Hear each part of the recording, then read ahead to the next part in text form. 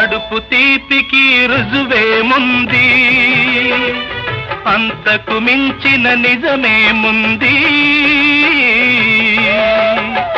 కాయే చెట్టుకు బరువైతే చెట్టును భూమి మోస్తుందా? ఇప్పుడు తప్పులు తెలుసుకొని జరిగేదేమిటని క్షమించదెవ్వరిని.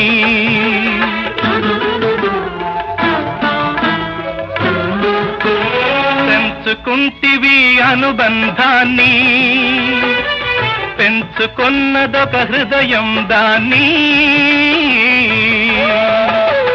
అమ్మలిద్దరూ ఉంటారని అనుకోలేని పసివాణ్ణి బలవంతాన తెచ్చుకొని తల్లివి కాగలవా?